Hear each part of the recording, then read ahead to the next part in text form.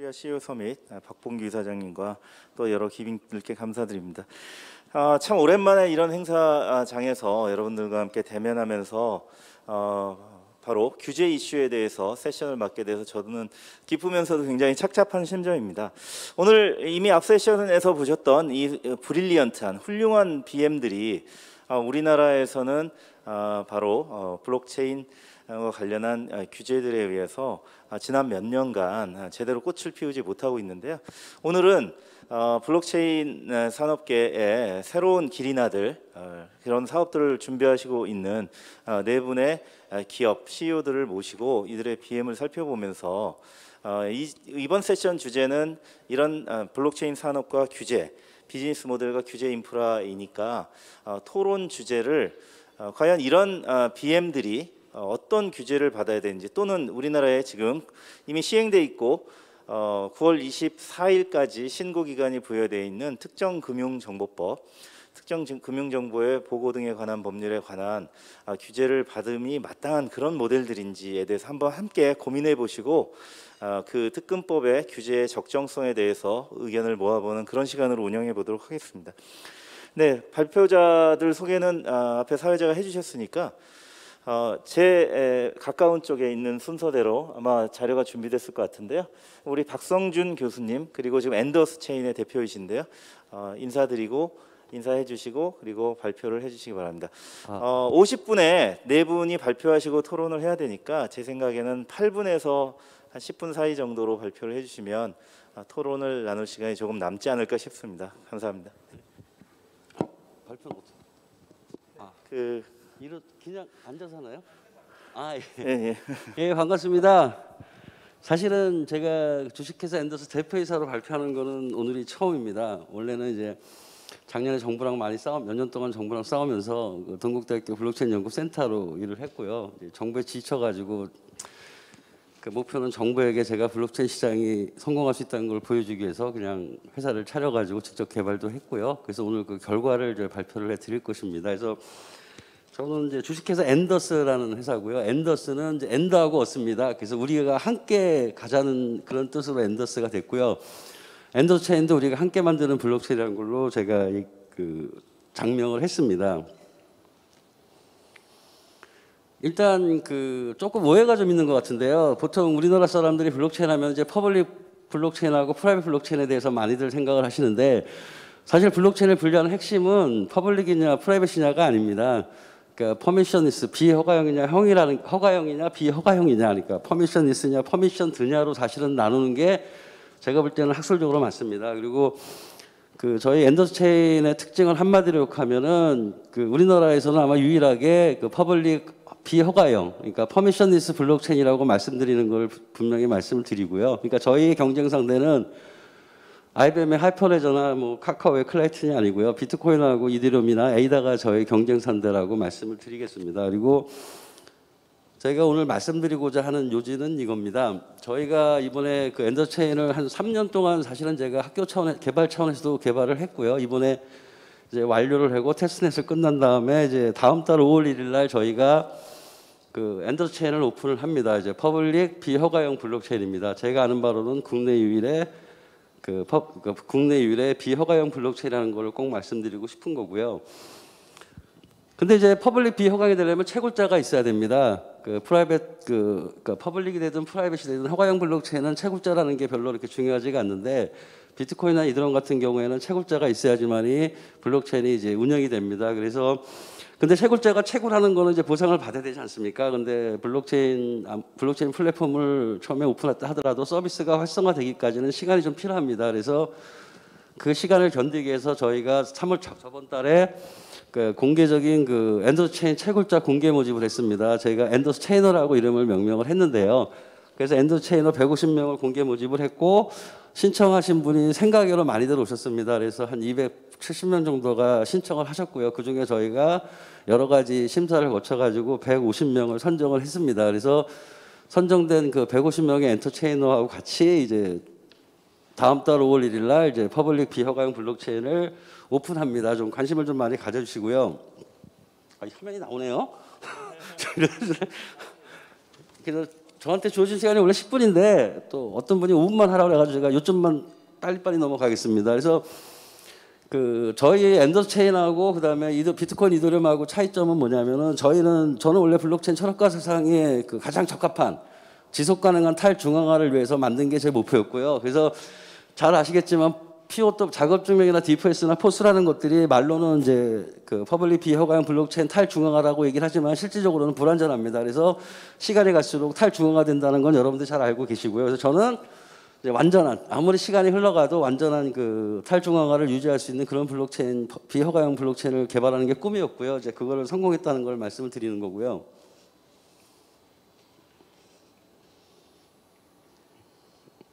네. 뭐 기술력은 보여드려야 되니까요. 이거는 그냥 넘어가겠습니다. 제가 오늘 여러분께 말씀드리고 싶은 내용은 제가 왜 이걸 했느냐.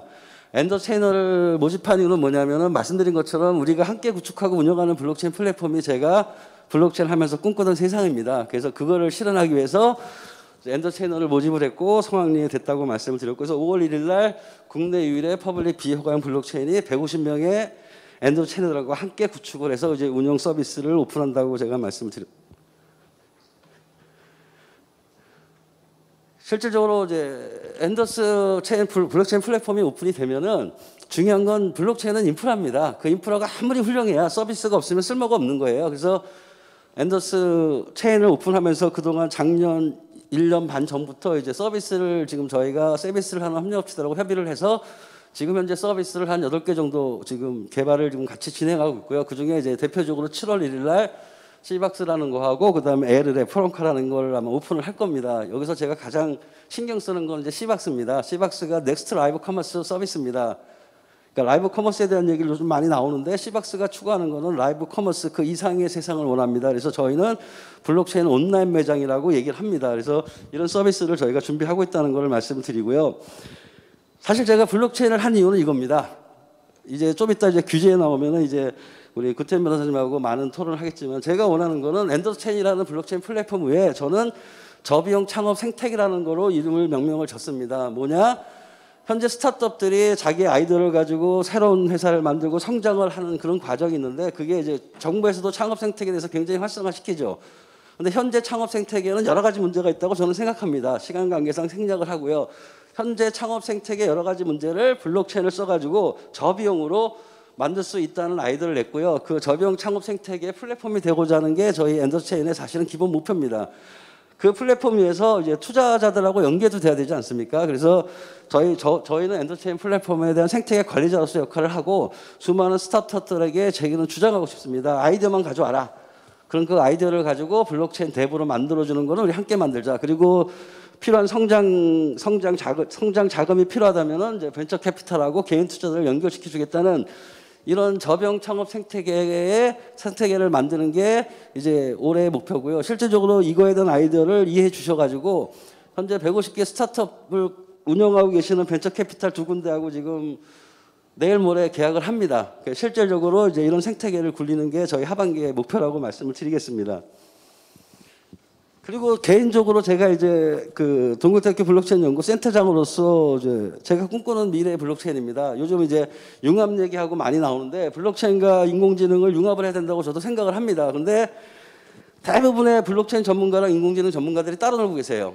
그러니까 블록체인 전문가 관점에서는 인공지능을 블록체인의 어떤 문제점을 해결하기 위해서 인공지능을 활용을 하고 있고요.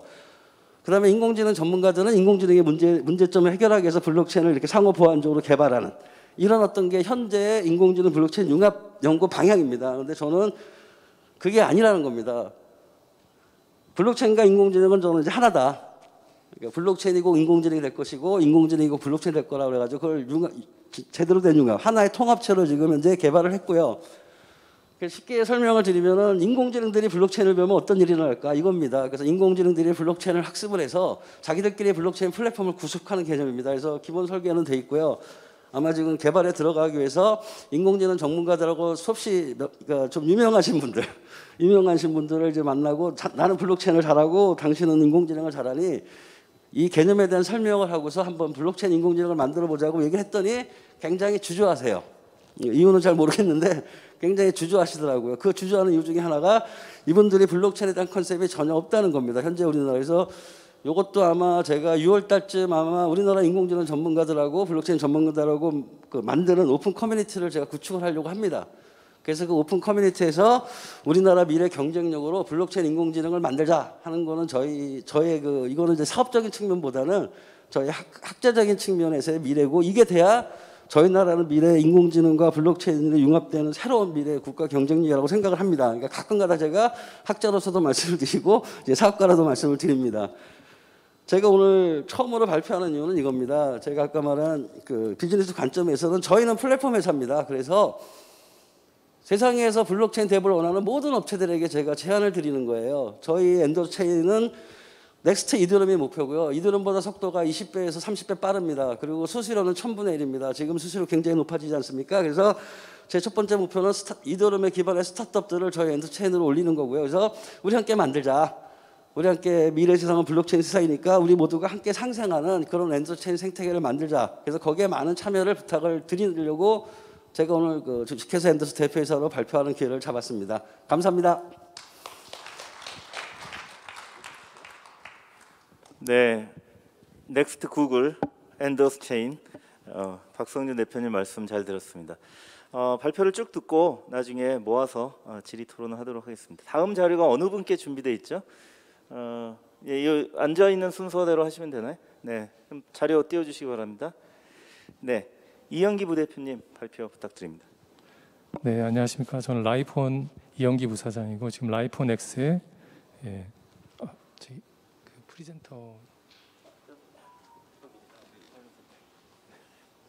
네, 감사합니다. 라이폰 X 프로젝트의 대표를 맡고 있는 이형기입니다. 제가 내용을 보다 보니까 오늘 발표하는 사람들 중에 유일한 제조업체인 것 같습니다. 네, 그래서 사실 블록체인 쪽에 제조업체들이 아직 특별히 이렇게 활동을 하는 부분이 없는데 저희가 용기를 내서 한번 저희가 새로운 좀 문화를 만들어 보고자 지금 출범을 하게 되었습니다. 아무래도 제조업에 근간을 해서 만들어지는 프로젝트이다 보니까 설명드리는 내용이 그 기반이 되는 제품과 기술과 사업 인프라 내용이 상당히 많을 수 있는 부분 미리 말씀드리고 진행하도록 하겠습니다. 라이폰은 전문적인 예방의학 제품을 만드는 회사입니다. 지금 저희 회사 규모에 비해서는 정말 유례없을 정도로 70명이 넘는 의과대학교, 서울대원대, 고대 의대 교수님과 치의학 박사님들로 연구위원회가 구성이 되어져 있습니다. 그리고 저희가 가장 중요하게 생각하는 핵심은 원천 기술과 그 원료, 조성물 자체에 대한 차별점을 갖는 원료를 만드는 것으로 생각을 해서 지금 이미 식물성 추출물 원료 2건, 그리고 광물성 4건, 그리고 바이오, 줄기세포 유래 바이오 원료 1건에 대해서 특허가 이미 등록이 되었습니다. 전문적인 예방의학 회사로서 가기 위해서 모토를 삼고 저희가 출발을 했는데 가장 먼저 주목한 분야는 바로 구강 덴탈 케어 부분입니다. 그 이유는 이미 아시는 분들도 많이 계시겠지만 사실 치아와 잇몸이 무너지면요 전신 질환이 유발이 되고 암 발병률도 2.4배에서 10배까지 높아지고요 심혈관 질환도 9배 이상 높아져서 사망률을 굉장히 높이는 원인 질병이 구강에서 다 일어나기 때문입니다. 저희가 이런 문제를 해결하기 위해서 앞서 말씀드렸던 여러 가지 기술들을 사용을 해서 원료 의약품으로 허가받은 성분을 함유를 한 엑소덴이라는 제품을 출시를 해서 미국 FDA의 OTC 일반 의약품으로 등록이 되었고요. 임상 실험은 서울대학교 치과대학에서 임상이 다 완료가 되어서 특허 청장상까지 수상을 하였습니다.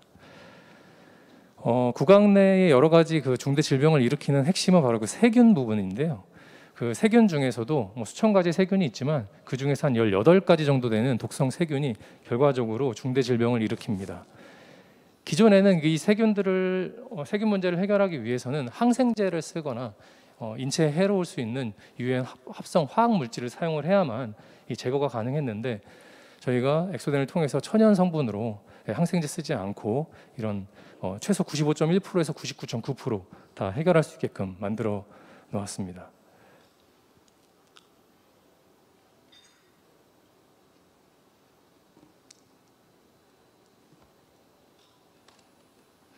네, 이런 여러 가지 효능 효과에 대해서는 국제적인 치과 학회들의 논문과 논문이 등재가 되고 발표가 되었습니다. 그래서 지금 이미 실제 치과 병원에서 환자들을 치료할 때 출혈, 염증, 통증, 임플란트 주위염 치료를 하는데 이미 사용이 되어지고 있습니다. 그리고 저희가 이제 그 다음으로 생각한 부분들은 나아가서 이제 구강 문제뿐만 아니라 여러 가지 다양한 분야에 적용할 수 있는 제품들을 만들기 위해서 신규 특허 원료들을 준비를 하였는데요. 특별히 이제 미국 FDA NDC 등록된 순수 무기질 복합 미네랄 수용성 원료인 퓨리톤을 저희가 지금 임상과 원료가 준비가 되어져 있습니다. 유타 주립대학교 FDA 바이러스 연구소에서는 항균과 항바이러스 감염 관리 임상이 완료가 되었는데요. 특히 이제 오른쪽 끝에 보는 것처럼 이게 이제 지금 저희가 다 마스크 쓰고 지금 행사를 하고 있는데 코로나 바이러스 코비드 19에 대해서 항바이러스 효과까지 유타 주립대학교 산하에 있는 바이러스 연구소에서 그 일반적으로 사용하고 있는 알코올 농도 80%가 넘는 독한 그런 소독제와 동일한 효과를 무독성으로 낼 수 있는 부분들이 검증이 된 부분이고요. 그리고 미국의 UC 얼바인 의과대학에서는 그 원료의 항염, 항산화, 상처 치료, 항암 효과 임상이 입증이 되었습니다. 그리고 현재 한국에서는 성균관대 의과대학하고 공동 연구하고 삼성 서울병원에서 임상 실험을 해서 반려동물들 약 80마리 이상을 지금 임상 실험을 다 완료를 한 상황입니다. 그 중에서 좀 특이한 사항들 한 두 가지만 말씀드리면 보시면은 화상을 입어서 3년 동안 털이 나지 않았던 부분에 저희 원료 물질을 미스트 타입으로 이렇게 뿌리기만 했는데 약 한 달 정도 지나면서 화상 흉터는 사실 아시겠지만 이렇게 치유가 굉장히 어렵습니다. 3년간 흉터로 남아있던 화상 흉터들이 치료가 되면서 그 모근들이 다시 생성이 돼서 털까지 다시 자라는 그런 좀 드라마틱한 효과가 나왔고요. 밑에 이제 푸들 같은 경우는 아토피성 질환 때문에 이렇게 피부 질환이 심하고 그런 털이 또 빠져 있는 상황이었는데 마찬가지로 약 한 달 정도 사용하면서 피부 질환이 깨끗하게 나오면서 털도 이렇게 나는 부분들을 보게 되었고 이걸 저희가 착안을 해서 여러 가지 탈모 방지라든지 발모 쪽에 테스트를 해봤더니 굉장히 놀라운 효과가 나옵니다. 그래서 굉장히 큰 시장을 열 수 있는 기회가 될 거라고 생각을 하고 있고요. 그래서 이런 기술과 원료들을 통해서 저희가 손 소독제, 무독성 소독 미스트, 기능성 화장품, 그리고 위생용품, 그리고 탈모 방지 샴푸와 스킬푸들이 지금 출시를 앞두고 있습니다. 그리고 요즘에 그 반려동물 시장이 어마어마하게 커져가고 있습니다. 지금 반려동물 시장이 작년을 기준으로 6조가 지금 넘어가고 있습니다.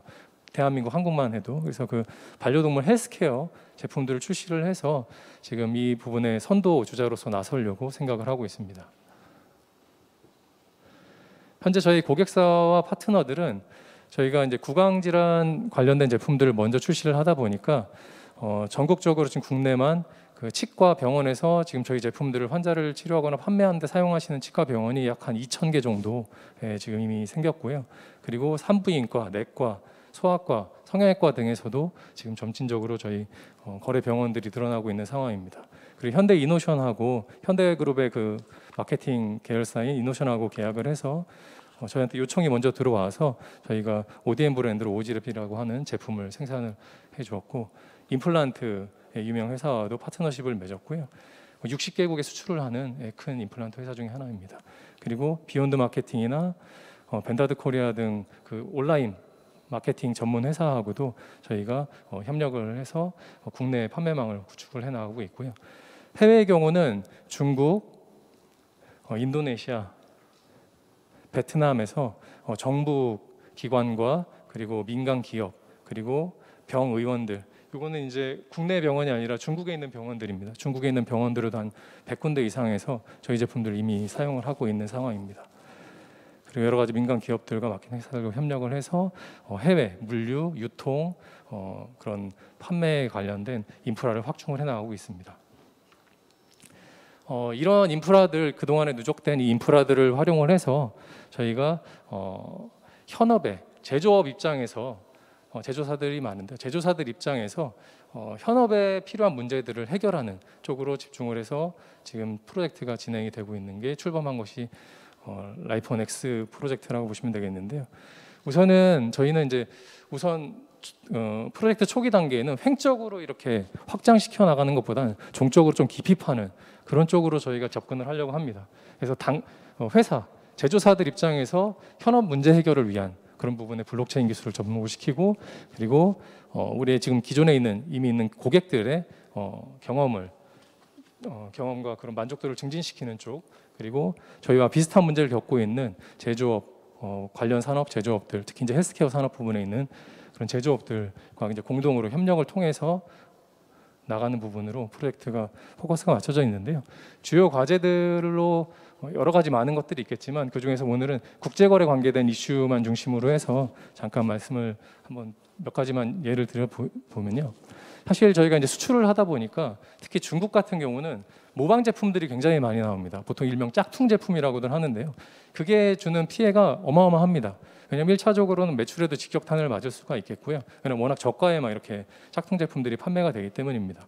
두 번째는 제품의 품질이 굉장히 떨어지는 것을 소비자들은 사놓고 그게 원래 우리 회사의 제품이나 제조사의 제품으로 오인을 하기 때문에 굉장히 그런 브랜드 이미지에도 치명상을 입는 그런 문제들이 많았습니다.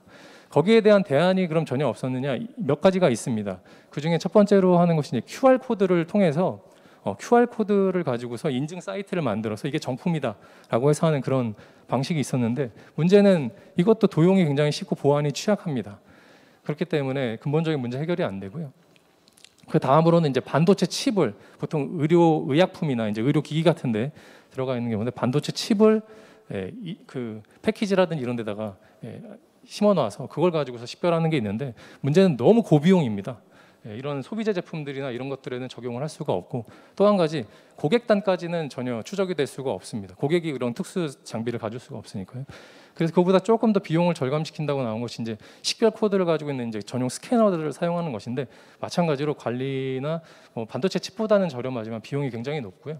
그리고 여전히 이것도 고객이 스캐너를 가지면서 이제 정품 인증을 확인을 할 수가 없다 보니까 고객도 여전히 이런 솔루션에는 제외가 됩니다. 이 부분을 블록체인 기술과 코인 기술을 가지고 접목을 시켜서 디앱을 만들면은 충분히 해결이 될 수 있다는 부분이죠. 그래서 비용은 어떻게 보면 QR 코드나 이런 것처럼 식별 코드 인쇄하는 그런 패키지에 인쇄를 하든지, 아니면 실 스티커를 통해서 부착을 하는 것들은 이미 웬만한 제조업체들은 다 가지고 있는 설비이기 때문에 도입이 굉장히 간편합니다. 그런 다음에 그걸 가지고서 코인으로서 디앱에서 보상을 받으면 실질적으로 거래소에서 거래가 가능한 코인 외에 코인이 직접 자기 지갑으로 들어온 뒤에 앱에서 확인이 되어야만 정품이라는 것이 입증이 되기 때문에 굉장히 간편하게 해결을 할 수가 있겠고요. 또 한 가지 이 부분이 자연스럽게 연결되는 것은 특히 이제 수출의 경우 그런데요. 그 수출사를 통해서 고객들이 사용을 하고 있는데 누가 쓰는지를 사실 제조업체에서는 알 수가 없습니다. 도대체 어떤 사람이 몇 살, 마케팅 데이터도 전혀 알 수가 없고요. 최종 고객하고 완전히 단절이 된 상태라고 보시면 됩니다. 그런데 이런 부분들을 갖게 되면은 고객과의 관계도 구축을 할 수가 있고 보상도 해줄 수가 있고 여러 가지 마케팅 데이터들도 축적을 할 수가 있다는 큰 장점들이 있습니다. 그 밖에도 뭐 대금 결제하는 부분에서 아까도 뭐 여러 번 언급이 됐던 것 같은데, 저희가 코인을 통해서 그 무역 대금을 결제를 하게끔 한다라든지, 그리고 거래처를 발굴을 하고 해외 영업망 구축하는데 비용이 굉장히 많이 들어가는데, 이런 부분들을 아까 말씀드린 제조업체들 간의 매칭 시스템을 통해서 서로 간에 공유를 하면서 나가는 그런 부분들을 이 프로젝트를 통해서 지금 구축을 해 나가려고 하고 있습니다. 그래서 뭐 다긴 유틸리티 코인 부분하고, 그리고 글로벌 커머스 플랫폼, 블록체인 기반의 커머스 플랫폼 부분하고요. 그리고 D앱, 이 세 가지가 가장 핵심이 되는 도구들이 될 거라고 생각을 하는데, D앱에는 뭐 쇼핑 기능과 지갑 결제 기능들이 기본적으로 장착이 되는데, 특별히 저희가 이 D앱에서 좀 중요하게 생각하는 게 뭐냐면 그 고객들과 여러 가지 파트너들의 참여를 유도하는 부분인데요. 특히 이제 상품 기획이나 이제 보통은 이제 리퍼럴 마케팅 하는 데는 요즘에 블록체인 코인들 써서들 이렇게 활용하는 데들이 많이 생기고는 있는데, 리퍼럴 마케팅뿐만 아니라 상품 기획과 심지어는 소비자들이 제조 투자 디파이까지 참여를 할 수 있게끔 하는 그런 부분들로서 저희가 확대를 해 나가려고 생각을 하고 있습니다. 제조 투자 디파이는 뭐 예시를 들면 그 제품 일반 범용 제품군 같은 경우에는 디스카운트 모델이라든지 원가 공제 일정 비율의 판매 마진을 쉐어하는 방식들로 그런 수익을 보상을 할 수가 있겠고요. 또 스페셜 프로덕트들 같은 경우는 요즘 화두가 되는 NFT를 좀 이렇게 같이 접목시킬 수가 있을 것 같은데, 예를 들어서 한정 수량 스페셜 에디션 제품들 있습니다. 그리고 저희가 이제 의료 관련된 거다 보니까 개인 맞춤형 제품들이 필요한 경우들이 있습니다. 요즘에 특히 이제 유전자 그 구강에도 그렇고요. 여러 가지 피부 케어나 이런 부분에 유전자 진단 솔루션들 키트들이 많이들 나오고 있는데 그런 부분들을 온라인에서 정말 굉장히 예민한 개인 정보들이 나오기 때문에 이런 부분들에 이렇게 해서 희소 제품 소유하는 보상들 이런 것들을 제조업체다 보니까 이런 아이디어가 좀 나온 것 같은데 이런 부분들을 접목을 시킬 수 있지 않겠느냐 생각을 하고 아까 자장분들께서 잠깐 언급하셨는데 무형자산으로 있는 특허권의 상표권에 대해서 R&D 자체에다가 이제 디파이를 할 수 있게끔 하는 부분들을 열어서 기존에는 뭐 여러 가지 뉴스에서 나왔었지만 보통 오너 일가나 이쪽에 계신 분들이 상표권이나 그런 로열티에 대한 것들을 다 이렇게 독식하고 있었다라고 하면 이 부분들을 고객들이 같이 쉐어할 수 있게끔 그래서 이런 부분들도 탈중앙화할 수 있는 그런 부분들을 만들어 나가면 좋지 않을까 하는 생각을 가졌습니다. 그리고 마지막으로 이제 밸류에이션 부분에 있어서 강화하거나 보완할 수 있는 부분인데 기존에 이제 가치를 보존해줄 이제 보장책들이 좀 많이 부족한 프로젝트들이 많았던 것 같습니다. 특히 초기에 네트워크 참가자가 형성되기 전에는 프로젝트가 언제 깨질지 몰라서 홀더들이라든지 뭐 참여자들도 걱정하는 경우들도 상당히 많았는데 저희는 기본적으로 실물 제품과 제휴던 병원의 의료 서비스라고 하는 것들이 프로젝트 초기에도 이렇게 제공이 되기 때문에 고장적인 부분에서 좀 장점이 있다고 생각을 하고요. 그리고 관련 사업의 수익이나 부가가치가 코인에 적절하게 연결되지 못하는 경우들을 조사를 하다 보니까 많이 보여지더라고요. 수익이 모회사나 관계사들로 그냥 다 집중이 되고 사실 어떻게 보면 홀더한테 이렇게 연결되지 못하는 부분들이 있던 것들을 봐서 지배 구조를 개선을 해서 오히려 보통 기존애들 같은 경우는 모회사가 핀테크 업체나 이런 식으로 해가지고 기술 업체들을 블록체인 업체를 계열사나 자회사로 놓고 그 지분을 다 가지고 있는 그런 구조였다라고 하면 오히려 생산 자금이라든지 디파이를 통해서 모회사로 자금이 흘러들어가게 해서 지분을 오히려 취득을 해서 모회사의 여러 가지 이익 구조가 형성이 되고 했을 때 그런 부분들이 코인 비즈니스 자체 그리고 그런 블록체인의 가치를 증가시켜 줄 수 있는 그런 부분들을 이렇게 구축을 한다라고 하면은 수익과 밸류에이션을 창출을 하고 그리고 또 영업권 확보를 통해서 판매랑 구독, 수수료 등 자체 수익 모델을 다양화시킬 수 있는 부분들로 해서 좀 더 경제적인 측정 가능한 그런 모델들을 만들어 갈 수 있겠다고 생각을 하였습니다. 네, 감사합니다. 네, 감사합니다. 지금 마침 화면에 나와 있지만 이 제조업과 제조업을 오래 해온 기업에서 블록체인 프로젝트를 하면서 지금 화면에 뭐 디파이, NFT까지 이미 다 이야기가 등장하고 있거든요. 정말 앞으로 우리의 미래를 보여주는데요. 이런 훌륭한 비즈니스를 추진하고 있는 라이프온 그리고 라이프온 X의 설명을 잘 들어보았습니다. 다음은 네, 우리 브루노초 대표님이신데요. BR 파트너스 그리고 젤리스페이스 CSO 하고 계십니다. 발표 부탁드립니다.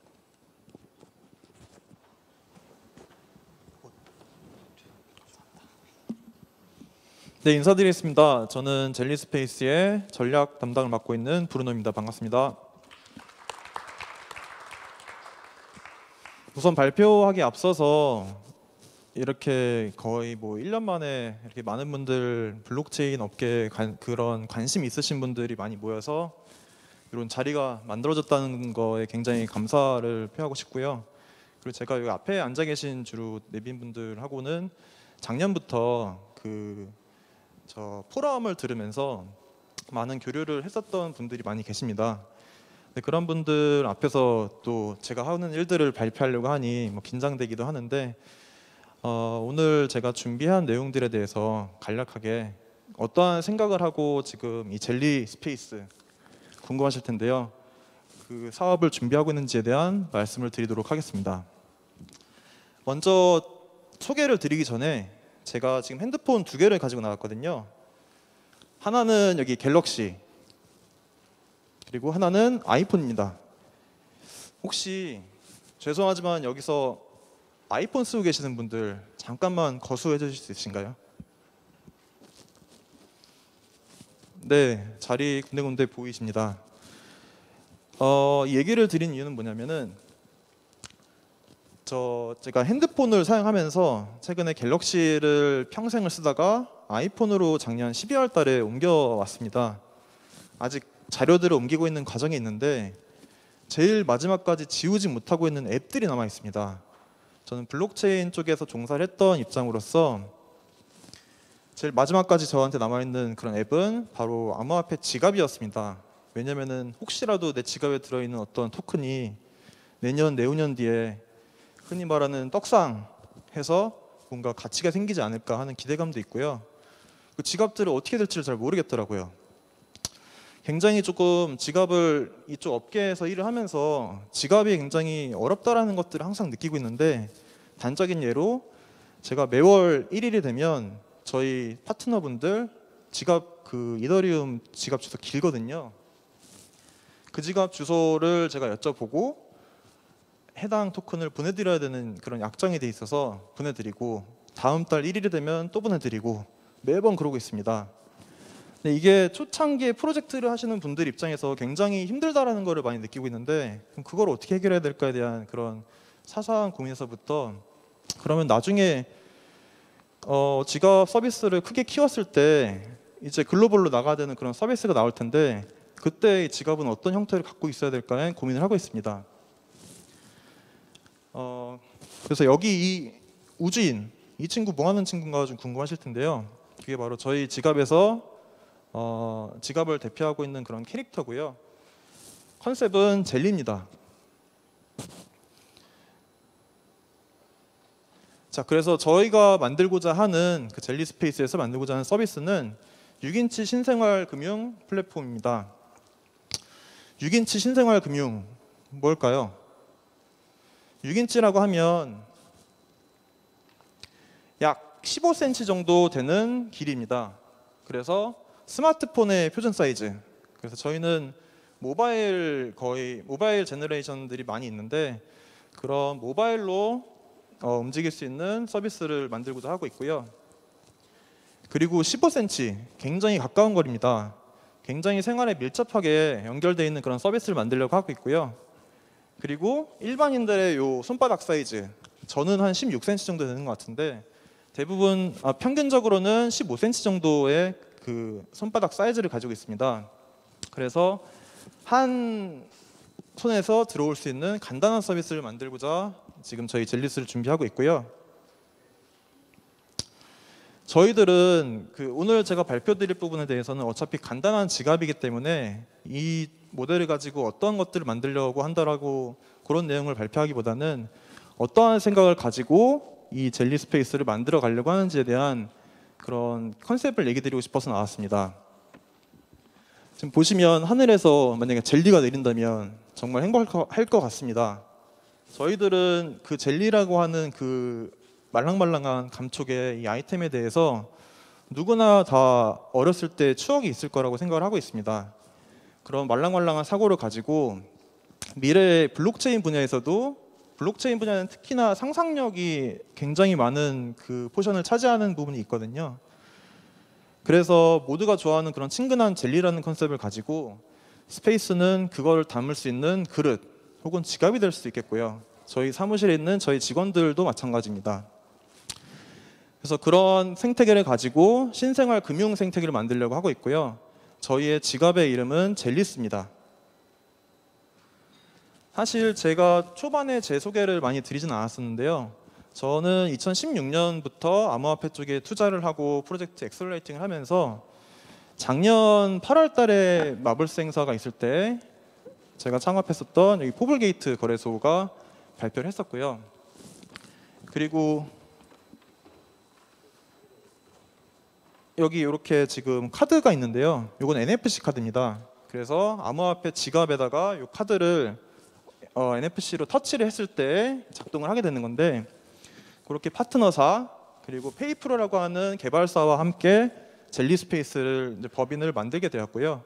사실은 저희가 1월 달부터 준비를 하고 있어서 아직은 많은 서비스들이 나와 있지는 않지만 기본적인 단연간의 경험을 가지고 고객들에게 그 경험을 그럼 어떻게 편하게 만들어 줄까에 대한 고민을 하는 회사입니다.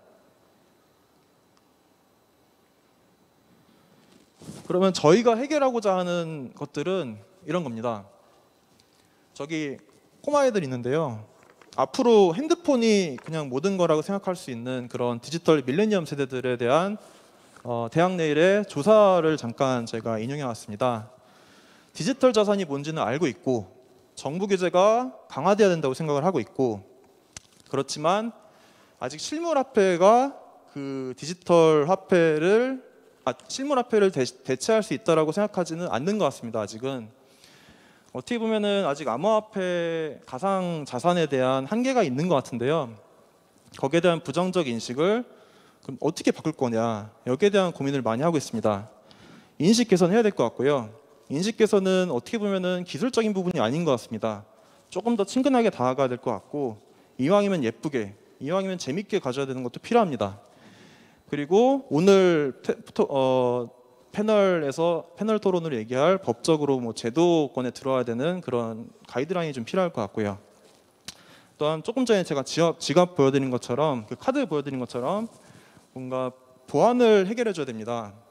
흔히 코인쟁이라고 하시는, 예를 들어서 지갑에 뭐 500만 원, 1000만 원 이상 그렇게 자산을 가지고 있는 분들에게 여쭤보면 다들 좀 불안해하십니다. 내 암호화폐 지갑이 혹시 고장나거나 없어지거나 혹은 분실되거나 해킹되지 않을지, 이런 부분들을 지갑이 같이 해결해 줘야 되는데 그게 이쪽 업계에 남아있는 큰 미션이라고 생각을 하고 있습니다. 그래서 저희가 하고자 하는 컨셉은 이런 방향입니다. 가까운 금융을 만들고 싶습니다. 블록체인을 모르더라도 다들 얘기합니다. 블록체인이라는 단어를 빼도 우리의 서비스를 이용하면 좋겠다라고 말씀들을 많이 하십니다. 그렇지만 기술에 대한 것들을 저 뒷단으로 밀어놓고 그럼 전면에 나서서는 브랜드가 만들어져야 된다고 생각을 하고 있고요. 그리고 언제나 어디서나 좀 편하게 쓸 수 있는 그런 지갑이 필요하다고 생각을 하고 있습니다. 그 다음 안전한 금융, 조금 전에 제가 카드를 보여드린 것처럼 어느 정도 나도 비트코인, 이더리움 한 5만 원어치, 10만 원어치 가져보고 싶다 하시는 분들 많거든요.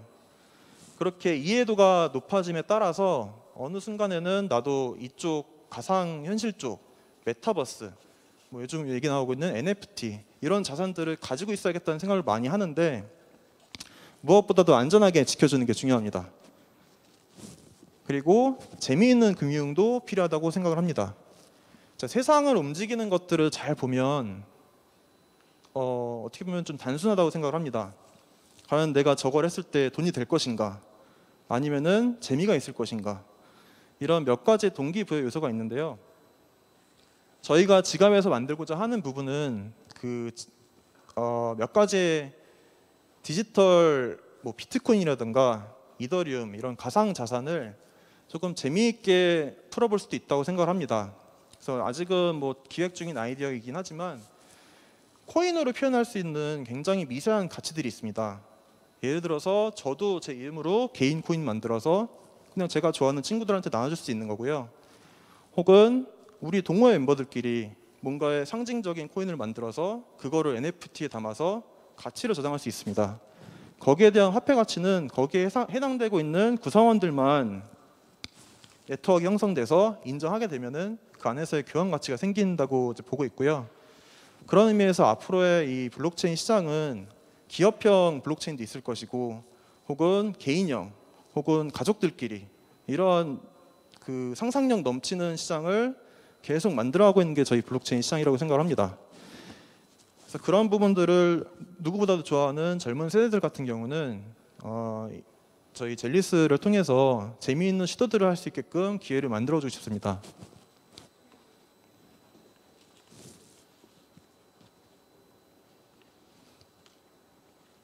네, 그래서 저희는 그런 미래에 대한 비전을 같이 만들어가는 젤리스 얼라이언스 팀들을, 파트너들을 모시고 있습니다. 단순한 지갑으로 시작을 하지만 각 프로젝트가 꿈꾸고 있는 상상력을 저희가 같이 지원해드리려고 하고 있고요. 그래서 저기 이메일 주소가 하나 써 있는데요. 그 지금 블록체인 프로젝트를 시작하시는 분들도 많이 저희가 도와드릴 수 있도록 노력하겠고요. 그리고 혹은 또 개인들도 분명히 블록체인 시장에 어떻게 투자를 해야 되는지, 어떻게 다가가야 되는지에 대한 어려움을 가지고 있거든요. 그래서 그런 부분들을 저희가 같이 해결해 나가기 위해서 젤리스라고 하는 아마도 모두가 어느 정도 느낌을 공유할 수 있는 그런 귀여운 캐릭터로 저희 지갑을 만들게 되었습니다. 그리고 재미있는 투자를 한번 해보기 위해서 제가 한 4월 초부터 매일 점심시간마다 10,000원씩 비트코인, 이더리움을 사보고 있습니다. 왜냐하면 저희 가족 중에 지인분들 중에서 도대체 이거 어떻게 투자를 해야 되냐 이런 질문들을 많이 해오다 보니까 그러려면은 거래소에 가서 뭔가 가입을 해야 되고 인증을 해야 되고 이런 어려운 단계들이 계속 느껴지더라고요. 그리고 어떠한 식으로 매수를 해야 될지 매도해야 될지에 대한 전략은 저는 잘 모르기 때문에 그러면은 이쪽 시장에 대한 비전이 있을까 말까에 대한 고민을 먼저 해보시고 괜찮다면 한번 따라해보세요라고 해서 제가 먼저 테스트 베드로 지금 하고 있는 중입니다. 그래서 이런 앞으로의 블록체인 시장은 단순히 기술 기반뿐만 아니라 앞으로 전 세계를 호령하는 그런 글로벌 비즈니스 서비스가 되기 위해서는 그에 맞는 브랜드를 갖춰야 된다는 생각을 하고 있고요. 혹시 관심 있으신 분들께서는 여기 페이스북에 브루노 조라고 검색하시면 나오는데요. 이쪽에 연락 주시면은 많은 도움을 드리면서 성장하도록 하겠습니다. 감사합니다. 네, 감사합니다. 젤리스는 그러니까 안전하고 아주 편리한 지갑이네요. 우리가 모두 고통받고 있는 그런 문제를 해결하고자 하는 그런 프로젝트인데요. 저도 당장 깔아서 한번 써보고 싶습니다. 네, 마지막으로 서울대학교 차세대 융합기술원 블록체인 연구센터장 최중인 센터장님 발표 듣겠습니다.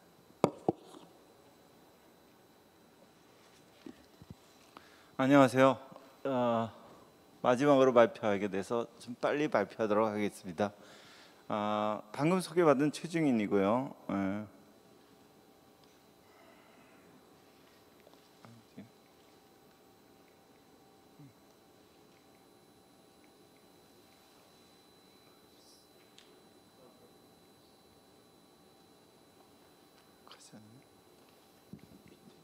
다음 페이지 좀 넘겨주세요. 네. 저희는 저희 센터에서는 스마트 시티에 사용될 블록체인 기반의 암호화폐를 지금 설계하고 있습니다.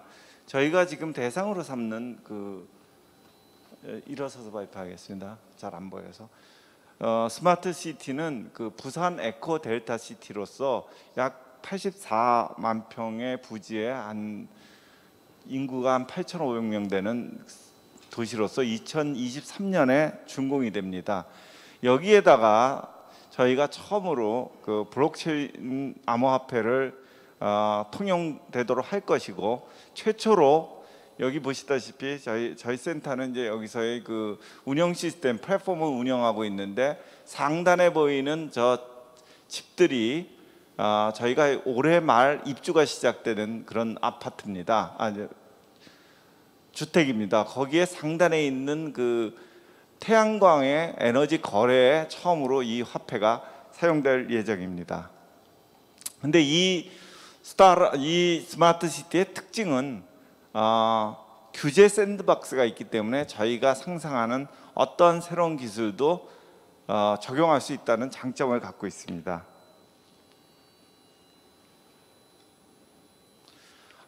저희 암호화폐 설계의 특징은 자세한 거는 생략하고요.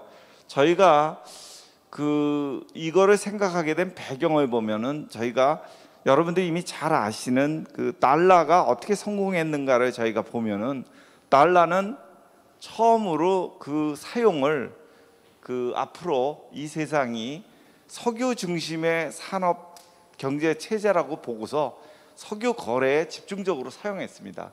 그것이 성공해 가지고 기축통화의 지위를 지금 유지하고 있는 거죠. 근데 사실상 달러가 크게 성공하는데 기여한 킬러 어플리케이션은 자동차입니다. 그것은 뭘 의미냐면 자기가 자동차를 가지고 주유소에 가서 기름값이 움직이는 것을 보고서 사람들이 달러에 대한 변동성을 이해하게 됩니다. 즉 B2B 시장에서 B2C 시장에 성공했다는 거죠. 이러한 개념을 가지고 저희 파워노믹스, 이게 저희 암호화폐의 이름인데, 이름을 앞으로의 세상은 이제 기후변화 때문에 석유 중심의 세상에서 석유에서 탈석유, 즉 카본 프리 경제 체제가 만들어질 거라고 보고 있습니다. 그래서 거기에 쓰이는 그 신재생 에너지, 우리가 보통 그린 에너지의 거래에 이 화폐는 집중적으로 쓰이도록 설계가 되어 있습니다. 그래서 그렇지만 이게 성공하려면 킬러 어플리케이션이 있어야 되는데, 킬러 어플리케이션이 저희는 스마트 시티라고 보고 있습니다. 즉 우리가 비트코인을 가지고 테슬라의 전기 자동차를 산다고 합시다. 그럼 일단 딱 사고 나면은 그 다음에 뭐 비트코인이 변동해 가지고 값이 오르냐 떨어지냐에 별로 관심이 없어요. 이미 자동차를 샀기 때문에. 근데 더욱 중요한 것은 만약에 그 자동차를 전기 자동차를 사서 집에서 쓰려면 매번 그걸 유지하려면 전기 요금이 나갑니다. 그래서 전기 요금이 굉장히 많이 나와요. 보통 집에 최대는 10배까지 나올 수 있어요. 그 전기 요금의 변화에 굉장히 민감할 수 있기 때문에 달러처럼 B2C 시장을 만들려면 전기 자동차를 사는 데 써서는 안 되고 전기 자동차를 유지하는 전기 요금에 써야 됩니다. 그게 저희가 말하는 저희가 만드는 암호화폐의 핵심 개념이라고 보시면 됩니다. 근데 저희가 지금 적용하려고 하는 스마트 시티가 어떤 점에서 좀 어려움도 있지만은 또한 장점도 가지고 있습니다. 스마트 시티라는 것은 혁신 기술, 혁신 서비스 이런 것들을 기존 도시에다가 엎어 씌우는 거예요. 그 기존 도시에다 엎어 쓰는데 그 도시라는 것은 뭐냐? 도시라는 것은 시골에서 모르는 사람이 살다가 아는 사람들끼리 살다가 모르는 사람들이 모여서 만든 게 도시예요. 그래서 제일 필요한 게 뭐냐면 안전이에요. 보통 말하는 보안, 시큐리티입니다. 그래서 도시의 발전의 가장 큰 발명품은 여기 보시다시피 열쇠하고 자물쇠예요. 이거 없이는 도시가 만들어질 수가 없죠. 또 다른 것은 모르는 사람끼리 살다 보니까 거기에 분쟁이 생깁니다. 그래서 그거의 컨센서스를 이루는 것이 굉장히 중요합니다. 그러다 보니까 룰과 레귤레이션을 만들고 그거를 갖다가 위임받은 데가 우리가 보통 얘기하는 TTP입니다. 기관들입니다. 그 기관은 대표적으로 은행이 될 수도 있고 법률사무소 여러 군데가 다 그 위임을 받아서 저런 분쟁을 레귤레이션대로 위탁받아서 해주는 데죠. 그렇다면은 그 도시라는 것은 뭐냐면 촘촘히 규제가 이렇게 쌓여 있는 그런 곳이 바로 도시입니다. 그래서 도시에 새로운 기술을 넣는다는 거, 우리가 스마트 시티를 만들어서 새로운 서비스를 붙인다는 거, 블록체인 암호화폐를 붙인다는 거 굉장히 어려운 일입니다. 왜 그러냐면 그 도시를 이루는 그 레귤레이션은 그걸 위임받은 사람들이 보통 말하는 허가권, 도장이죠, 도장을 가지고서 그게 기득권입니다. 기득권이자 권력입니다. 그걸 좀처럼 양보하려고 하지 않습니다.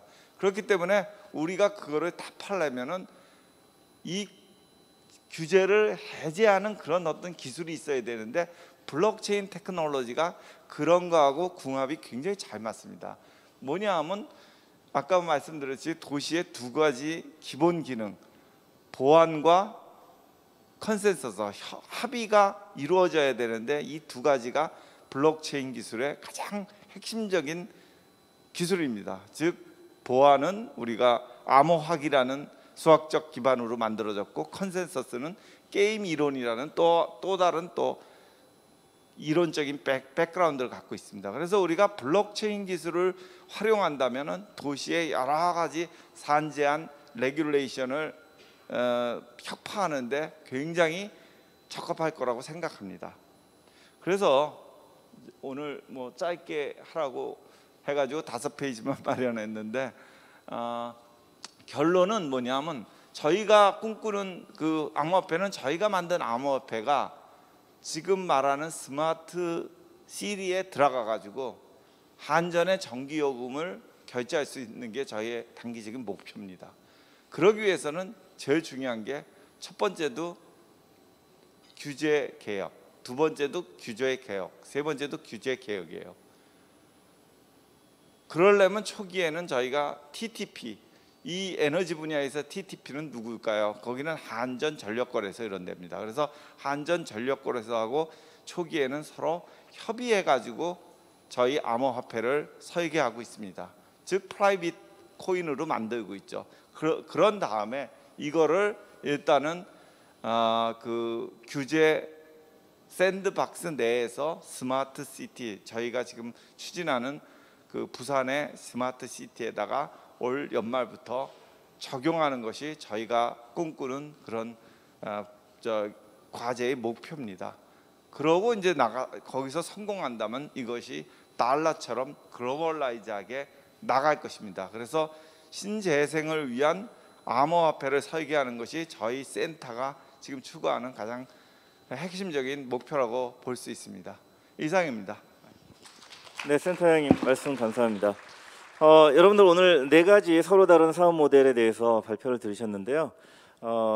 정말 놀라우시죠. 이런 것들을 설계하고 있는 것들이 바로 이제 혁신가들이고, 그리고 우리의 미래 사회를 좀 더 자율적으로, 그리고 정부에 덜 의존하면서도 우리가 도시를 이루어 살게 할 수 있는 그런 BM들을 만들어내고 계셔서 정말 감명 깊었습니다.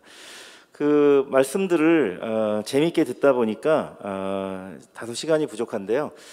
사실 지금부터 이제 규제에 대해서 이야기를 하자면 밤을 새도 부족할 것 같은데, 여기 참석한 분들 또는 멀리서 보고 계신 분들이 공감하시는 것이 있을 것 같아서 제가 머더레이터로서 간단히 정리를 하고, 그리고 간단한 질의와 답변으로 이 세션을 마무리하는 것이 더 좋을 것 같습니다. 아시겠지만 이런 BM들을 설계하신 이 블록체인 혁신가들은 여기서 암호화폐를 내세워서 그걸로 수익을 노리고 뭐 가치가 올라가 가지고 여러분들 투자해 주시면은 그걸로 큰 부자가 되실 수 있습니다, 이런 얘기를 하는 게 아닙니다. 바로 우리가 살아가면서 많은 사람들이 모여서 살고 있는 지금 현대 사회에서 생기는 여러 가지 문제들, 그런 문제들을 해결해서 좀 더 나은 세상으로 만들어 갈 수 있는, 그것도 인건비가 많이 드는 지금까지의 그런 많은 뭐 정부니 많은 뭐 중간자들이니 여러 기업들이니 대기업이니 이런 것들을 좀 더 적게 들고서도 가용한 리소스를 좀 더 많은 사람들에게 공평하게 나눠줄 수 있는, 그래서 그것들이 우리의 삶을 좀 더 개선할 수 있는 리소스를 쓰일 수 있는 그런 일들을 지금 만들고 계시는 것이거든요. 여기에 어떤 문제가 있습니까? 근데 현재 우리나라가 도입해서 3월 25일 날 시행한 바로 가상자산 규제는 이런 비즈니스 모델의 어떤 문제를 다루는 것이 아니라, 어쨌든 여기에서 이런 합의 구조에 의한 어떤 참여 기회 또는 가치를 공정하게 분배하는 그 수단이 되는, 이제 가상자산이라고 불리우는, 과거에는 암호화폐라고 불렸던 그것들을 취급하기만 하면 법이 정한 몇 가지에 해당하면 신고를 해야 되고, 신고를 수리할 권한은 정부에 있고, 그 신고가 수리되지 않으면 아무도 하지 못하고, 그럼에도 불구하고 하면 징역 5년 이하에 처하는 그런 법이 현재 시행 중입니다. 그래서 이거는 다른 분야의 규제와는 완전히 다른 모습인데요. 이의 문제점에 대해서는 많은 분들이 예전부터 지적을 해주셨고, 저도 그런 방식의 규제가 글로벌하지도 않고 다른 나라가 이 블록체인 비즈니스 모델을 인허가제로 구성해서 운영하는 것은 거의 보질 못했고, 주요 선진국에서 바로 은행 규제, 증권법 규제를 원용해서 기존의 규제 범위 내에 들어오는 것들은 기존 규제대로, 하지만 새로운 BM 모델은 그것의 어떤 위험성이 발견되기 전에는 특별한 규제를 하지 않는 것을 보면서, 우리가 이제 오늘을 기점으로 여기 오신 분들, 그리고 멀리서 보고 계신 분들이 함께 고민하는 계기가 되었으면 합니다. 그래서 지금 자세한 BM마다 그것이 가지고 있는 현행 우리의 규제 인프라에 해당하는 것이 특근법 규제와, 그리고 이제 내년 1월 1일부터 시행되는 아시다시피 이제 양도소득세 규제 등이 있는데요. 뭐 소득세 규제야 큰 문제가 없다고 볼 수 있습니다만, 이 BM 모델 중에서도 그래도 가장 넓은 스펙트럼을 갖고 있는 우리 메인 네트워크 뎁 생태계, 아까 핵심적으로 말씀해 주신 게 블록체인 기반 저기비용 상업 생태계를 만들고 계신 우리 박성준 센터장님이 현재 규제 인프라가 이렇게 구상하고 있는 엔도스 체인에 미칠 영향에 대해서 한번 말씀을 해주시면, 그것이 아마 다른 발표자들의 의견과 거의 일치할 것이라고 생각이 들어서 한 말씀, 좀 핵심적인 내용을 말씀해 주시기를 청하겠습니다. 잘하시면서 솔직히 말씀드리면은 별로 규제 완화를 기대를 안 하고 있고요. 그러니까 제가 지금 관심 있는 분야는 스타트업들 때문에 하나 생각하고 있는 거는 딱 뭐냐면은 가상자산 사업자의 범위입니다. 잘 아시겠지만, 근데 그 가상자산 사업자의 범위조차도 특검법이 시행되고 유예 기간을 주고 9월 25일 날 실질적으로 시행된다고 하는 이 순간에조차도 어떤 스타트업들이 내가 가상자산 사업자에 들어가느냐 안 들어가느냐에 대한 판단할 수 있는 근거가 아직도 없습니다. 그러니까 굉장히 좀 까다로운데, 근데 저는 사실은 그동안 많은 생각을 제가 느낀 건 딱 하나입니다. 그냥 정부 기대 안 하고요. 제가 불법만 저지르지 않으면 되지 않겠습니까? 근데 문제는 이제 또 시장이라는 거는 자생적으로 살아갈 수 있는 방법을 찾는 어떤 그 정글이기 때문에 특검법이 시행이 된다 하더라도 그거에 이제 저촉되지 않는 범위 내에서 우리 업체들이 할 수 있는 여러 가지 방안이 나올 거라고 생각을 하는 그런 긍정적인 생각을 가지고 있습니다. 그래서 규제 개혁, 규제 프리, 샌드박스 많이들 얘기하시는데 기대하지 마세요. 그냥 우리 업체 스스로 시장에서 살아갈 수 있는 방법을 찾는 게 내가 볼 때는 가장 올바른 방법이라고 저는 생각을 합니다. 네, 감사합니다. 네, 규제 개혁은 기대하지 말고 업체들이 잘 방법을 찾아 나가자, 그런 지혜를 오늘 많이들 모아주시길 기대하면서요.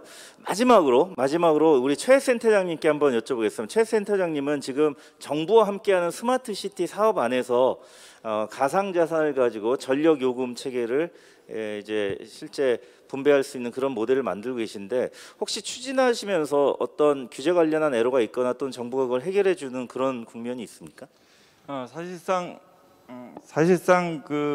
이와 유사한 그 화폐들이, 암호화폐들이 많이 만들어져 있는데 솔라 코인이라든가 파워레저 실제 활용이 안 됐습니다. 그리고 이런 거는 지난달에도 P2P 솔라 거래를 국회에 통과했습니다. 법률이. 그렇지만은 실제 한전이 꽉 잡고 있는 이 시장은 구글이 지금 미국에서 하려고 해도 못 하고 있습니다. 그만큼 한전이라는 데가 굉장히 TTP로서 굉장한 역할을 하기 때문에 우리가 규제 계획을 정부에다 요청하지 말고, 그들은 기득권자이기 때문에 우회하거나 협력하는 방향으로 가는 것이 가장 좋을 거라고 생각하고요.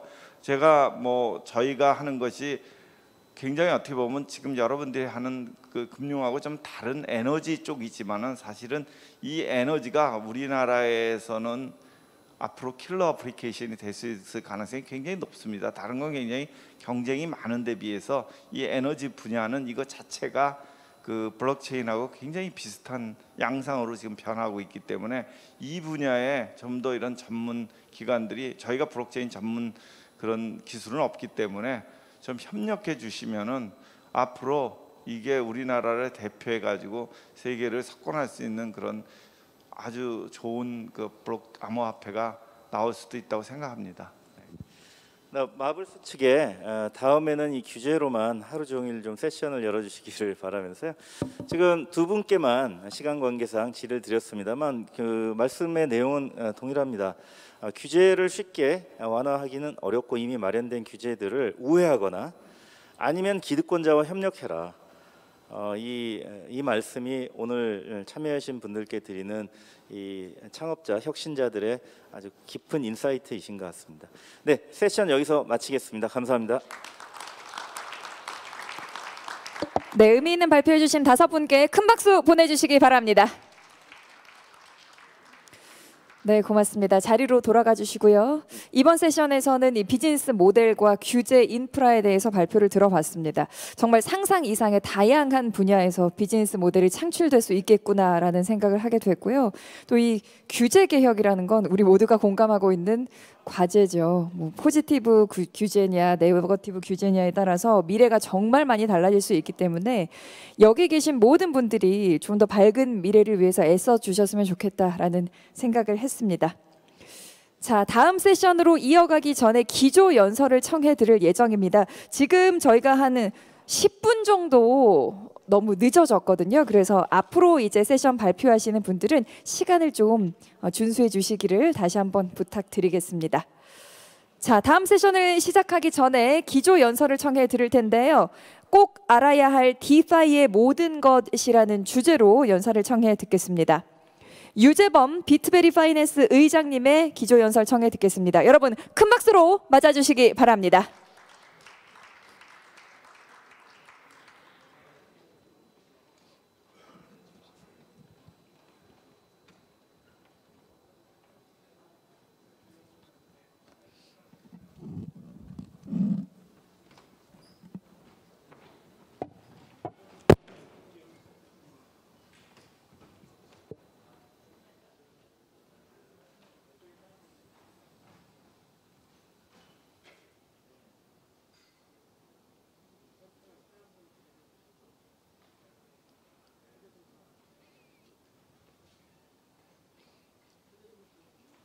네, 여러분 유재범 의장님께 다시 한번 박수 보내주실까요?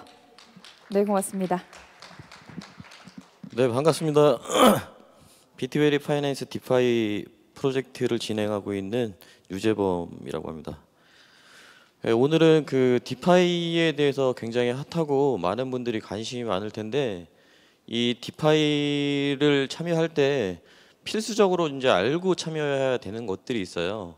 그래서 이제 디파이에 대한 모든 것이라고 하기보다는 디파이를 하기 전에 이제 여러분들이 필수적으로 알으셔야지 돈을 벌 수 있는 뭐 그런 핵심적인 것들을 좀 몇 가지 좀 찍고 알려드리도록 하겠습니다.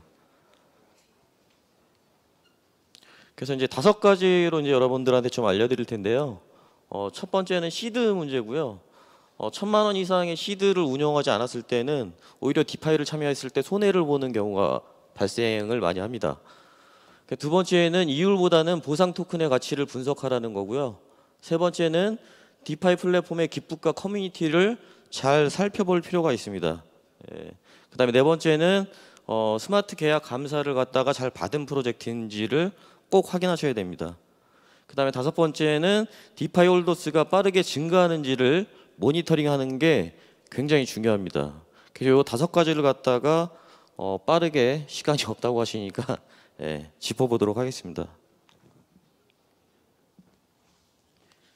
그래서 이제 최소 1,000만 원 이상의 시드를 운영해야 되는 이유는 대부분의 디파이 플랫폼들이 이더리움 네트워크상에서 이루어지기 때문에 컨펌 한번 할 때마다 전송 한번 할 때마다 많은 수수료를 이제 내게 됩니다. 그래서 100만 원이나 200만 원으로 테스트를 해본다고 해서 이제 디파이 뭐 이자 농사를 짓거나 일드 파밍을 하거나 이런 이제 대출이나 뭐 이런 것들을 할 때 배보다 배꼽이 더 큰 일들이 벌어질 때가 많습니다. 예를 들어서 연이율 100%, 200%짜리 디파이 상품에 참여를 하더라도 200만 원 가지고 2달 농사를 지으면은 이미 자기는 100%에서 200%를 손해 보고 농사를 짓는 것과 똑같은 일이 발생해서 결국에는 손해를 보고 많은 일들이 많습니다. 그래서 이런 것들을 제가 여러분들한테 설명드릴 수 있는 이유는 제가 대략 가스비만 3,000만 원 이상을 썼고요. 전체 자금은 한 20억에서 30억을 갖다가 운영을 해봤기 때문에 이런 것들을 너무 잘 알고 있습니다. 국내에서는 제가 디파이 관련된 일드 파밍이라든지 뭐 덱스 거래소에서의 거래들 뭐 이런 것들을 좀 많이 했다고 좀 자부할 수가 있습니다. 그래서 이제 보통 컨펌들이 굉장히 많은데 이런 디파이 할 때는 시작할 때 컨펌이 한 3번 정도 이상 일어나고요. 그 다음에 종료할 때 또 3번 이상 일어납니다. 그리고 또 이제 일반인들이 또 실수하는 것 중에 하나가 디파이 농사를 지으면은 하비스트라는 메뉴를 자주 눌러요. 자주 누르시면 안 됩니다. 누를 때마다 수수료 나갑니다. 그래서 예를 들면은 한 달 동안 뭐 하루에 10만 원씩 300만 원의 수익이 났는데 이 하비스트를 자주 누르면은 300만 원의 가스비가 나갑니다. 그래서 수익이 제로가 되는 경우가 많아요. 그래서 이제 보통 이제 메타마스크라는 지갑을 많이 쓰게 되는데 거기에 이제 자산 운영할 자금 이외에 가스비로 전송 수수료로 나갈 이더리움을 충분히 채워 놓으셔야지 이런 하비스트 할 때나 이제 계약을 종료할 때 문제가 없을 수가 있어요. 예를 들어서 자기가 22더를 갖다 운영하는데 딱 22더만 있으면은 전송 수수료 때문에 농사를 지을 수가 없습니다. 그래서 최소한 뭐 200에서 300만 원 정도의 이런 가스 수수료를 미리 준비를 해 놓으셔야 돼요. 그렇지 않으면은 난관에 봉착할 때가 굉장히 많습니다. 저도 경험을 해봤습니다. 예. 그다음에 두 번째는 이율보다는 그 보상 토큰의 가치를 눈여겨볼 필요가 있어요. 이제 낮은 이율 보상을 주는 이제 디파이 플랫폼들이 많아요. 이제 그 USDT라든지 다이라든지 USDC 뭐 이런 것들을 가지고 이제 농사를 많이 짓는데요. 이율이 이렇게 높지가 않습니다. 근데 그 이율이 높지 않다 보니까 이제 보너스로 제공하는 토큰들이 있는데 이러한 토큰들의 가치가 연간 뭐 수천 프로씩 올라가는 경우가 많습니다. 커브 파이낸스, 연 파이낸스, 이제 일드 파밍은 모두 끝났지만은 이전에 있었던 스시 일드 파밍, 유니 일드 파밍 이런 것들이 이제 연간 수천 프로의 상승률을 보여주고 있죠. 여러분들이 이제 잘 아는 유니 같은 코인은 불과 한 6개월 전만 해도 시총이 한 600억 정도밖에 안 했어요. 근데 지금 시총이 20조입니다. 엄청나게 놀라운 일이죠.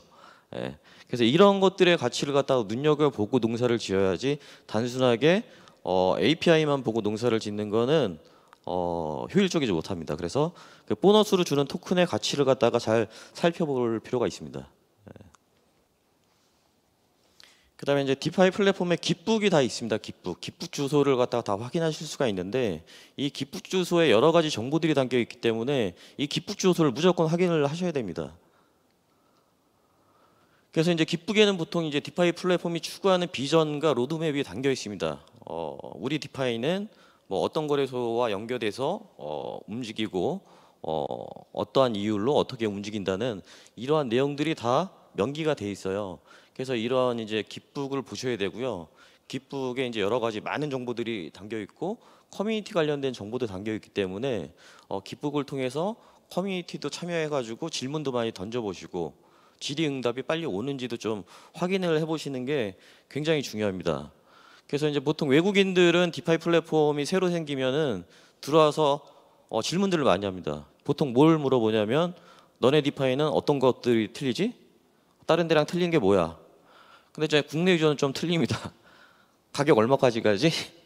이런 거를 좀 주로 물어보는 게 약간 좀 틀린 점이 있는데 이런 이제 깃북하고 커뮤니티를 통한 의사소통이 충분히 되고 있는지를 갖다가 좀 확인할 필요가 있어요. 잘 운영되고 있는 디파이 플랫폼일수록 깃북 업데이트가 자주 됩니다. 네.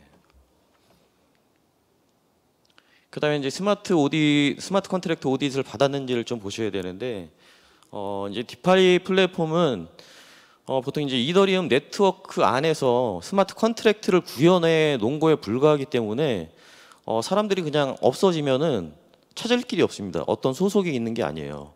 그래서 이 스마트 컨트랙트 오디트를 받았는지가 굉장히 중요합니다.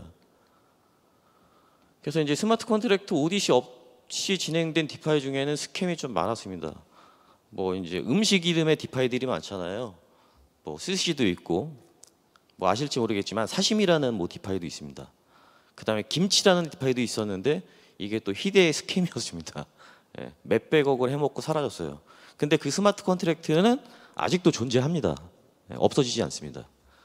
그래서 이제 기술적 결함이 있는지도 좀 봐야 되기 때문에 이 스마트 컨트랙트에 기술적 결함이 있으면은 엄청난 큰 손해를 볼 수가 있습니다. 예를 들어서 이더와 해당 발행되는 디파이 토큰의 비율이 1대 10인데 갑자기 1대 100으로 교환돼 버리면은 엄청난 뭐 손해가 있겠죠. 그래서 그런 것들을 좀 확인할 필요가 있습니다. 그래서 글로벌에서 유명한 뭐 퀀트스텀프라든지 서틱이라든지 국내에는 뭐 해치랩스라든지 이러한 이제 오디트하는 기관들의 감사를 받았는지를 물어보거나 확인해 볼 필요가 있습니다. 그다음에 이제 디파이 홀더스가 빠르게 증가하는지를 모니터링 해볼 필요가 있는데요. 이더스캔.io에서 이제 그 해당 토큰 트래커를 갖다가 이제 확인해 보시면은 홀더스가 몇 명인지 알 수가 있습니다. 그래서 보통 이제 중앙거래소에서 상장되어 있는 토큰들은 개미들이 많으면 코인 상승이 못할 거라고 다들 보시잖아요. 뭐 증시도 마찬가지고요. 근데 디파이는 정반대입니다. 홀더 수가 많아야지 이 디파이 코인의 가격이 상승합니다. 보면 홀더 수가 적고 참여율이 적은 디파이는 보통 가격이 계속 다운됩니다. 기존 토큰 시스템하고 좀 많이 틀려요. 기존 토큰 시스템 어떻게 생각을 하죠? 토큰 유통량이 적어야지 가격 상승이 많을 거라고 보잖아요. 근데 디파이 플랫폼들은 대부분 토큰 유통량이 다 풀려 있습니다. 유니스왑 10억 개가 발행되어 있는데 10억 개 모두 유통되고 있습니다. 그래서 유니스왑의 홀더 수가 대략 20만 9천 명 정도 됩니다. 근데 이제 디파이의 홀더 수의 의미와 이런 중앙거래소에 상장되어 있는 거래소 개미들의 의미가 약간 틀려요. 디파이에 참여하고 있는 이 홀더 수의 의미는 뭐냐면 이 토큰을 가지고 농사를 계속 짓고 있다는 겁니다. 이걸 그래서 절대 팔지 않아요. 왜냐하면 이걸 가지고 계속 내 돈을 만들 수 있는 그런 채굴기 같은 거를 내가 갖고 있는 거나 마찬가지이기 때문에 디파이 토큰들을 한번 소유하면 잘 버리지 않습니다. 그래서 이 홀더스가 많은 게 굉장히 중요하고, 또 한 가지 팁을 드리자면은 이게 대략 7,000명에서 10,000명을 넘어갈 때의 디파이 코인을 보시면은 향후 상승률이 굉장히 높을 가능성이 큽니다. 그래서 이제 10,000명이 넘어가는 시점에 디파이 코인에 투자를 하시면은 굉장히 큰 도움이 될 수 있습니다. 이건 뭐 제가 경험한 꿀팁이고요. 다른 대다수의 이제 디파이 플랫폼들을 보면은 컴파운드 같은 경우에 대략 한 7만 5천 명 정도의 홀더 수를 보유하고 있고요. 대부분 5만 명에서 10만 명 정도 이렇게 보유하고 있는 프로젝트들이 글로벌에서 상위권을 차지하고 있습니다. 그래서 최근 1년간 코인마켓캡의 100위 안에 드는 신규로 등장한 코인들을 보면은 여러분 놀랍게도 다 디파이 코인들입니다. 거의 90% 이상이 다 디파이 코인들이에요. 1년 동안. 유니스왑이 불과 이제 한 1년 조금 넘었는데요. 지금 코인마켓캡에서 8위를 차지하고 있습니다. 이 엄청난 사실이죠. 그래서 이제 여러분들이 이제 디파이를 많이 이제 참여하시면 돈을 많이 벌 수가 있는데, 실질적으로 돈을 많이 벌 수가 있어요. 근데 이러한 기본적인 것들은 알고 참여를 하셔야 된다는 거고요. 이런 것 때문에 메타마스크 지갑이 거의 전 세계 표준이 됐습니다. 그래서 모든 디파이 프로젝트들은 기본적으로 메타마스크를 필수로 지원합니다. 그래서 이제 여러분들도 메타마스크 지갑은 하나씩 다 갖고 있는 게 좋으시고요. 메타마스크 지갑 없이 디파이를 할 수가 없습니다. 그래서 이런 기본적인 정보는 알고 여러분들이 좀 디파이에 참여를 해야 되고, 이제 갈수록 중앙거래소는 이제 외부로 코인을 전송하기가 힘들어집니다. 화이트리스트가 이제 완벽하게 적용되면은 여러분들 거래소에 있는 토큰 이제 빼기 쉽지 않습니다. 그런 것들도 좀 유념을 하셔서 자산을 갖다가 이런 메타마스크 지갑, 덱스 지갑에 분배해 놓는 게 굉장히 중요하다고 할 수가 있겠습니다. 이렇게 이제 5가지로 이제 여러분들한테 디파이에 대한 이제 모든 것이라고 해서 간략하게 정보를 드렸고요. 디파이 참여하셔서 많은 자산을 늘리시기를 바라겠습니다. 감사합니다.